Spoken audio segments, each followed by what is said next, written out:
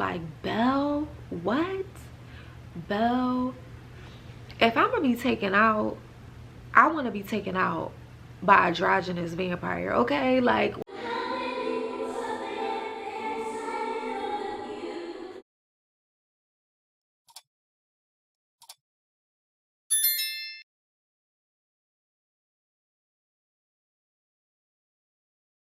the next film that I recommend is Jawbreaker. So Jawbreaker is another one of those quintessential early 2000 teen films, but this, I would have to say, is like one of those movies that I watched over and over as a teenager. Forget, like, I know Mean Girls was a lot of people go-to movie, but I think that this was like the ultimate Mean Girl movie, but it was super stylish.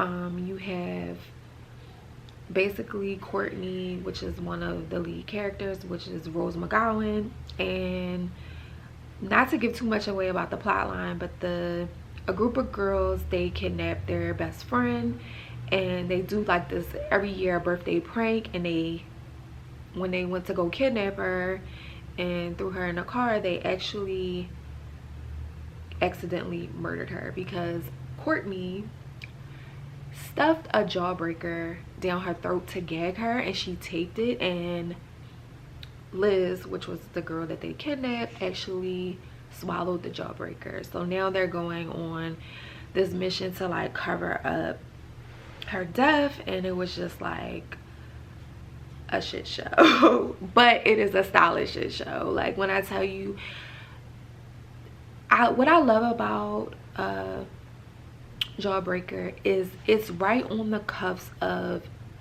hitting. It was a 90s, I'm sorry, I think I said 2000s, but it was a 90s film, but it was like on the brinks of early 2000s, or was it? Yeah, I think it was 90s. It came out, I'm certain this came out after Clueless, so it was like early 2000s, about to hit Y2K. Super, let me just check really quickly because I'm almost certain. Yeah, it came out in the late 90s, 1999, so it was just about to hit Y2K, and you can kind of see the inspiration of like Y2K coming in with like the tube tops. They have the monochromatic looks, like the sweater. It's very much mixing pinup 90s with like that Kurt Cobain tinted sunglasses look mixed with form-fitted dresses and thigh highs and luscious stuff that girls in their teens would want to wear. So yeah, I really love this film. I love the scene when Courtney I don't want to say, but she has on like her, was it the prom? I don't know if it was like just a winter dance or if it was the actual prom, but I loved her dress.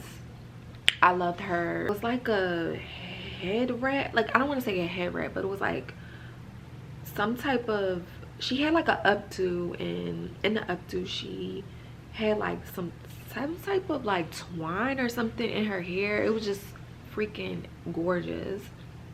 Everything about this movie I freaking love, and I highly recommend it. I think that this was an edgier movie that the theme, yeah, a lot of people would love Clueless, but I think I would gravitate more to this movie, even though there's only like one black person in this movie. Tatiana Ali is like the only black person in this movie, other than Pam Grier, who doesn't attend the school. She's like the detective on the scene. But yeah, like the style in this movie is timeless. I love the film. It's even like the scene where one of the characters from Mayo, she gets her makeover, and it's just like super, the imagery in that scene is just super inspirational. So I love that film, and I highly recommend for you to check it out. It is a great like queen bee type of movie where you see like, it's almost scary how like mean Courtney was in this movie, because like, girl, like who wants to be popular this bad, like, or cover up your tracks that bad where you like kill your best friends like crazy. But yeah, that movie is great. The accessories, the clothes, the imagery is just so good. So I highly recommend Jawbreaker. Next up is my last movie, which is like one of my all-time favorite dramas, and that is Daughters of the Dust. So whew, Daughters of the Dust is just like a phenomenal independent movie.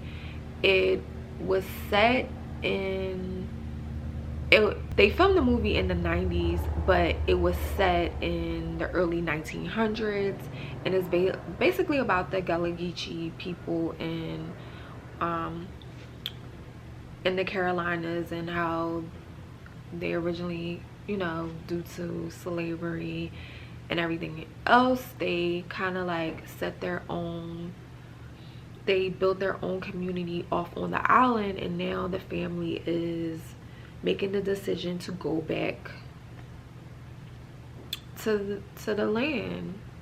They're making the decision to go back, to get off the island, and their grandmother Nana Pazant does not want to leave. And it is just a phenomenal movie to tell you about the history of this family, the history about Black American culture through the eyes of this family. The looks, like, I don't know if Beyonce ever said this, but it's known that Beyonce's Lemonade, a lot of the imagery through the shots that she told in between the music was inspired, or you can clearly see that it is inspired by Daughters of the Dust. The Victorian white draping, also mixed with like a little bit of French, it's like a little bit of everything. It's just beautiful. So oftentimes when I watch this, I always think of Alvin Ailey's Redemption choreography. That, if you have never seen Alvin Ailey's piece Redemption, I will link it below because it is on YouTube. It is beautifully shot. I was able to see this in 1990, no, sorry, I was able to see this recently in 2019. They came to Los Angeles and I went to go see them, and when I tell you, it is like, you have to see it. If you love contemporary ballet type of dance, I highly recommend watching Alvin Ailey's Redemption. It is beautiful, and a lot of times that was, I believe he created that choreography in the 60s, if I'm not mistaken. Yeah, I believe it was in the 60s. So this, I could even say like maybe some of that, but Redemption is really off of the Black experience when they sing Way in the Water. And a lot of times when in the movie Daughters of the Dust, the whole time they're by the water, and it's just such a beautiful film. When I also think of Solange's Cranes in the Sky, a lot of the imagery that I see in that as well, along with Lemonade and in Redemption, I kind of get inspired to look back at those visuals. But yeah, when it comes to just, and even though it is very much, when you look at these pieces, you're like, this was definitely in the early 1900s. Yeah, like mixing that with modern pieces can absolutely be inspirational to your current style. But I can see how Lemonade is inspired by that, and it's more, I would say she made it more contemporary in the sense of like, we could wear some of these pieces that she showed in these looks. it's super inspiring. And yeah, well, also, yeah, I love it. So yeah, that was, so yeah, highly, highly, highly recommend Daughters of the Dust. Great film, great message. Another film that I freaking love and I'm so inspired by is Fright Night 2. The one in the 80s. I don't know about the newer version ones. The one in the 80s, 1988. So Fright Night 1988 follows this boy Charlie who had an encounter in the first Fright Night with a vampire, and then this one he has another encounter. I don't want to give it too much away if you've never seen the movie, but basically in this movie we meet Regine and her crew, and when I tell you they are so stylish, like Belle, what? Belle, if I'm gonna be taken out, I want to be taken out by a androgynous vampire, okay? Like when I tell you Belle was given shirts, blouses, and everything in between, Belle would have been on Prince's Revolution. Prince in the Revolution. He would have been on a keyboard or had a guitar or something. He would have been on there. Belle was bomb. Regine, her looks, it's this one scene where she's like on the hood of the car when Charlie's making out with his girlfriend. She's caressing the hood of the car and she has on like this blue leather bustier mini dress, and I'm like, girl, I want that. Like, I want that. And then talking about like mixing up styles, like I would wear it with like hoops, taking some inspiration from Just Another Girl in the IRT, mixing it with hoops and other type of jewelry where someone may be a little bit more conservative with it. But girl, when I tell you, this is a very 80s film.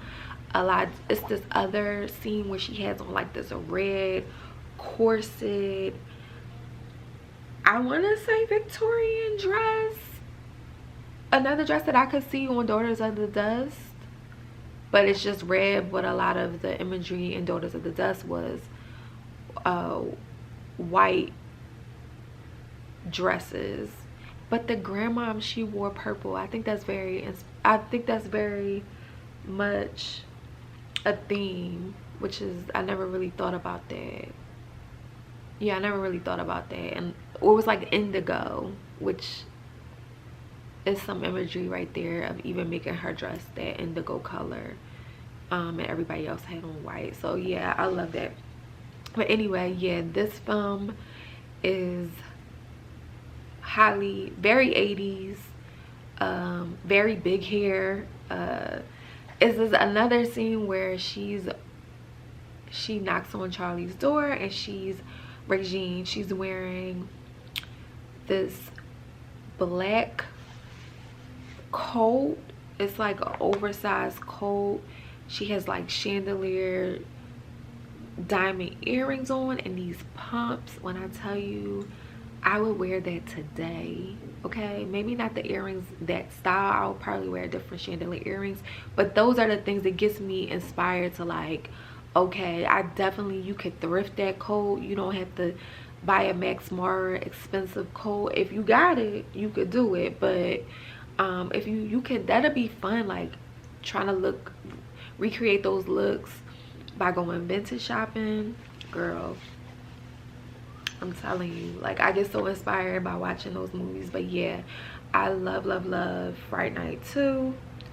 Regine is just like, she's super stylish. Like, listen, that whole crew, I love it. This is one picture of the Regine and the whole crew like getting off the elevator. Like, I'm just like, if you're gonna be taken out, girl, take me out. If I'm gonna go up to yonder, I need to be taken out by some vampires, some stylish vampires, girl. Bring me back to the afterlife stylish, okay? But yeah, so those were just some of the films that I love to watch that gives me a lot of fashion inspiration, and it keeps me wanting to change up my look or do something fun.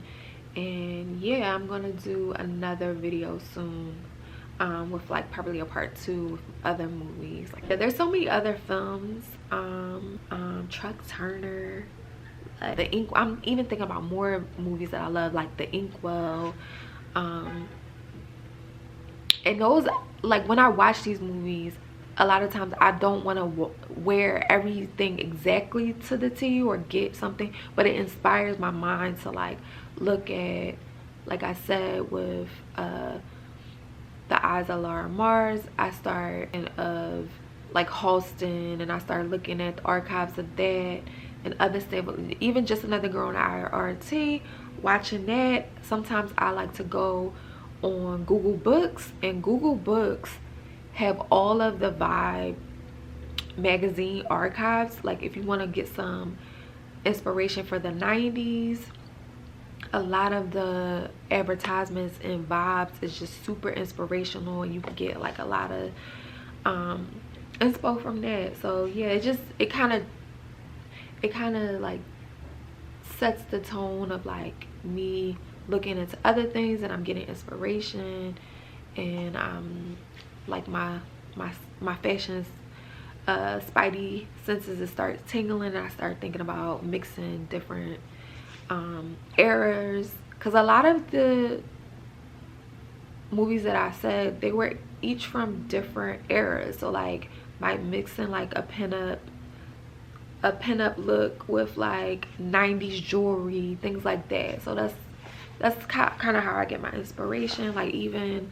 this, I'm wearing hoop earrings, the Line by K dress, which is like a long dress. Like this is a long dress. It's very kind of giving you a little bit of that Victorian style with the buttons and then the open breast area, I guess, and then my jewelry. Yeah, so it's just like mixing and matching different genres, different eras. Yeah, that's how I get my inspiration. I hope this was helpful to give you some inspiration, or even like check out these films if you've never seen it. But yeah, so that concludes this video. Like I said, comment down below and let me know what are some of your favorite inspirational movies that you gain style inspo from. Yes, I would love to find out more movies so I can like get more into my cinephile bag. So yeah, so thank you so much for tuning in. I love you.